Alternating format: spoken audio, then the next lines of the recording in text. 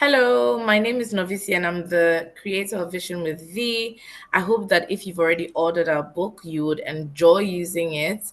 And don't be shy to slide in our DM to tell us what you love and what you think we can improve upon.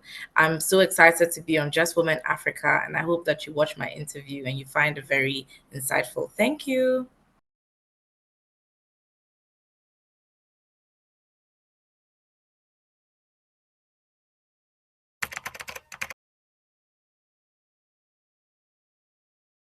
Okay.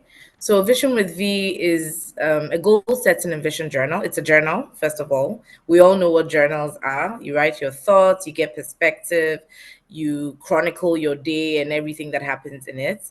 But this is specifically targeted for ambitious African women. So what we've tried to do is that we've included the experiences of 14 women in our society. We started off with a number of Ghanaian women who are doing work that we find inspiring and impactful. I think what is interesting about this is that they come from different walks of life. They're also of different ages and they all work in different industries.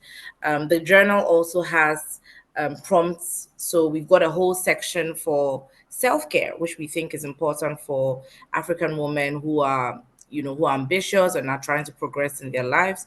We believe that self-care is a way that they can get better in other aspects of their life. We also have a section for goal setting, a very detailed section on goal setting. I really like it. I use the journal as well, so I find it very, very interesting. We've got a whole section on reflections, and we've got other tips and notes that are centered on things like asking for feedback, and just really getting to understand yourself as a woman and as an ambitious woman. We've got some sections where you can track your goals as well, but I think that one of the highlights is the fact that we've also themed each of the sections after what we call idinkra. I don't know if you've ever heard the word idinkra before. Idinkra are a body of aphorisms or symbols, African symbols, predominantly within Ghana and other parts of West Africa. I think they came from the Ashanti, and these symbols have like ancient wisdom. You would find that if you've ever been to Ghana or even Ivory Coast, you will find them in art. You'll find them in pottery. You'll find them in fabric. You find them anywhere you go on the street. And the reason why we've included Idinkra symbols is because we believe that ancient wisdom would always be relevant. But what we've done is that we've added like a modern twist, so that the women can see how it applies to their lives as modern women. So that's something that we were very excited to research and include. And we think that it really makes this journal stand out from most of what you would find anywhere in the world.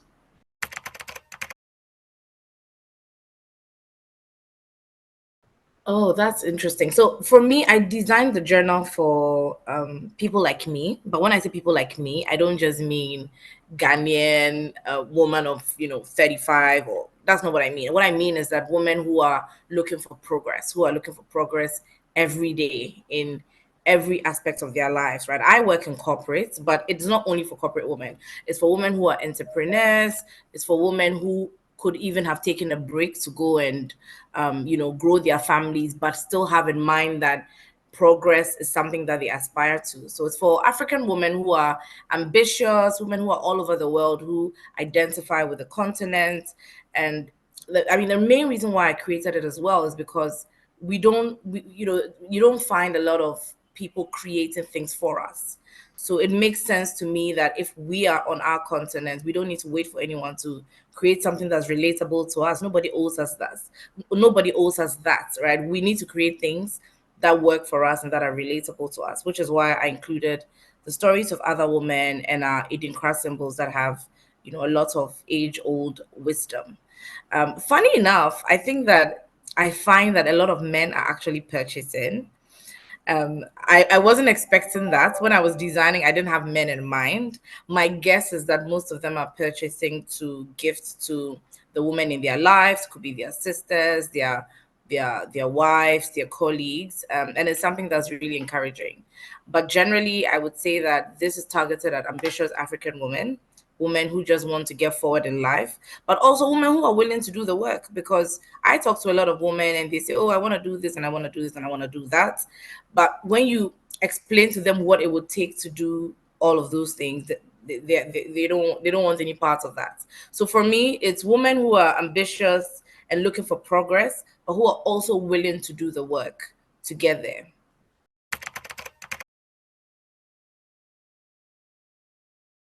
I'm so happy you asked.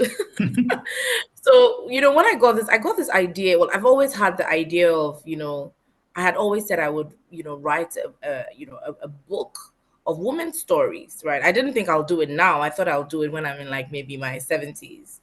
And then when I started crafting this journal, I thought it's just a journal. So it should take me, 3 months, including printing, but it took me 12 months.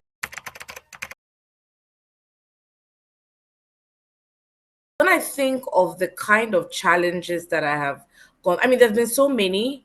What really comes to mind? I think what comes to mind is that when you're trying to create something that doesn't exist, there's no reference, and so to an extent, you need to trust the vision, because if you don't trust the vision, you have to it will be very difficult for you to articulate that to the people you work with, because I didn't do all of this myself, right? I'm not a graphic designer. I needed to work with graphic designers, work with a publisher, work with marketing. I've worked with so many different teams, right? And if you don't trust the vision of what you're trying to do, you're just not going to be able to sell it to them, because you're trying to pluck something from your head or something from your mind that they cannot see. So for me, I would say that was, when I think of all the challenges I faced, that would probably be one of the biggest ones. I faced other challenges on logistics, timelines, deadlines, even currency issues, because again, some of your vendors will be charging you in USD,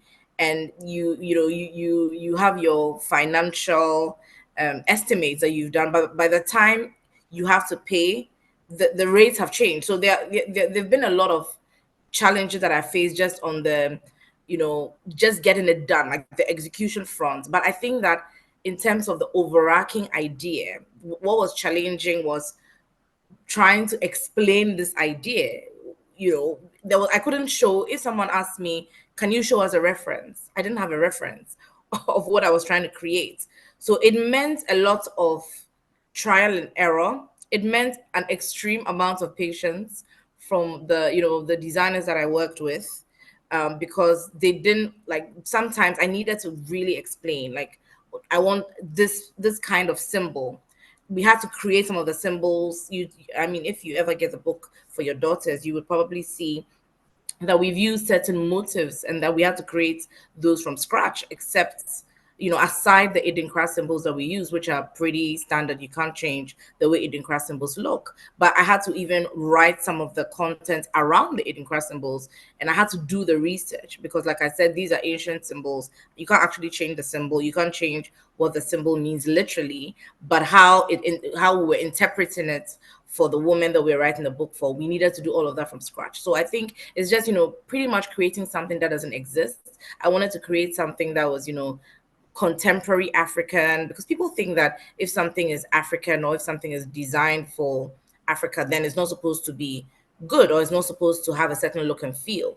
But I really wanted to create something that still looked African, and that was still top-notch quality, and that was beautiful to look at. And I think I achieved that, but I would say that that journey was what made it difficult. So it took me 12 months to, from start to end. 12 months approximately, maybe a little more, but I would say 12 months from, when I started designing and conceptualizing the whole project till till now that I'm doing a pre-order.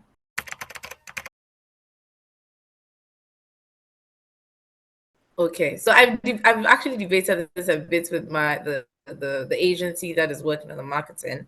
I crafted this for people who are between the ages of primarily 25 to 45, because, like I said, I think that this journal can accompany you in different stages of your life as a woman, like especially as an adult woman.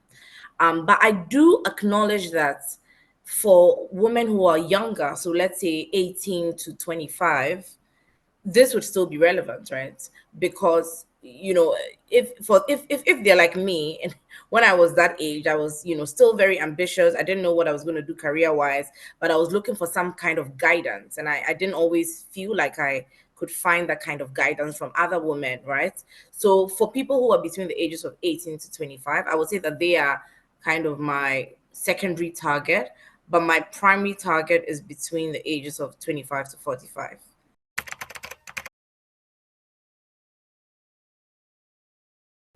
Luckily, I have quite a number in my house. Okay. So this is the book. I don't know if you can see. It's really pretty. It has, the logo in gold foil. Then you've got the description and the name. I mean, my name. And then what we've done here is that, we've done some floral work here. And you would actually see, if you look closely and if you know Edinkra symbols, you will see that there are some Edinkra symbols in here. Yeah, I Yeah, see that. there are a lot of them in the book anyway. So, but if those who know the symbols would instantly look at it and know that, oh, this is Anansi, right? Which means the spider's web, and which we've themed as creativity. And then these are also all other symbols. And then, so the book starts with, of course, a table of contents. Oops, we didn't date the book, so it's completely undated, which means that you can use it any time of the year.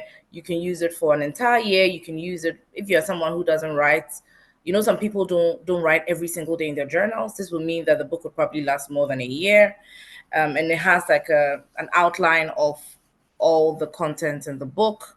You would know which in which section of the book is one of the woman's features, and then you can just go and look for that. And then I started the book with the part around self-care. And in fact, when I was writing it and when we were trying to find the position for it, we debated, do we put it at the end, do we put it at the beginning, do we put it in the middle? And then I just thought, you know what, it makes a lot of sense to kickstart this book with something as important as self-care, so that women know that it's not something that it's not a second, it's something that you have to always prioritize. You don't need to put it at the back. You get what I mean? You don't need to prioritize work and then forget self-care. And that self-care Yeah. is something that you need to be intentional about. So it starts with self-care. And then within that section, what I've also done is that I like to engage my audience on social media. And in the last 12 months, there have been a few times that I have had, let's say, polls where I ask women various questions. And so I've included some of those responses in the book. So if anybody's ever commented on my Instagram, question tags or polls, they would probably find some of their the things they said in here.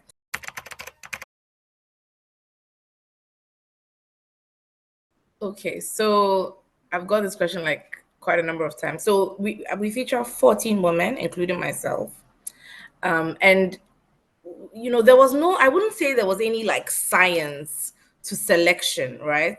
I mean, this was the very first time we were doing this. So we looked around us, we looked for women who are obviously in different industries, um, different age groups, and who we felt were doing work that was inspiring. There were also certain themes that we were trying to highlight in the book. So we tried to look for women we thought their recent experiences epitomized those things that we were trying to highlight. So I'm thinking of which example to give. I'll give you an example. There's someone like Nanefo Eduse. We put her in the section where we're talking about, perseverance and determination. And she in particular is a woman who's an auto technician, and she was the only woman in a group of men who took an epic road trip from Accra to the UK. I think this was last year. And for us, we thought that really channeled the theme that we were trying to highlight in that section of the book. So she is the person that we contacted, and she was happy to share her experience. So there wasn't really any mathematical grid that we were using to select. But it was pretty much us just looking around us, people in our society who do so many different kinds of things, and just deciding that those were the people that we wanted to feature. And obviously, they needed to be of different age groups, because obviously, you want a broad range of experiences, and they also needed to be doing work that we found impactful or inspiring. So that's how we selected.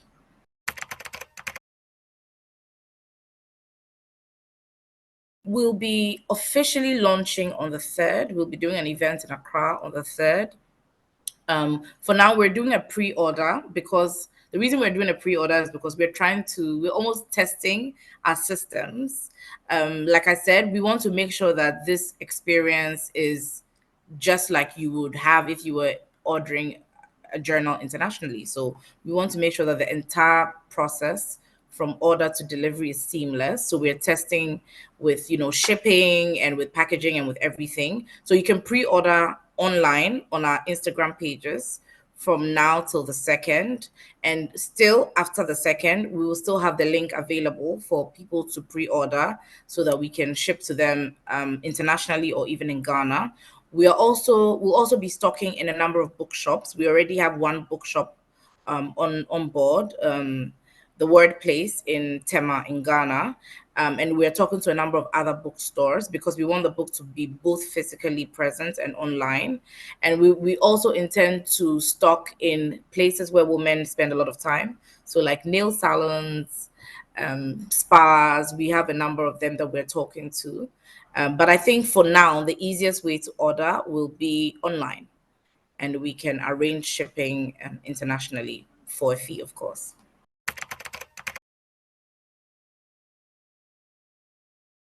Oh, I think everyone's experience is different. I'm a feminist, like I say that all the time, but I'm the kind of feminist I am. I'm not waiting for anyone to save me. That's my mindset. Like, yes, we know that women struggle in Africa and in other parts of the world. Really, some of the challenges that women in Africa face, the women in other parts of the world also face, right? But I think that for me, the main thing is that I'm not waiting for anyone to save me.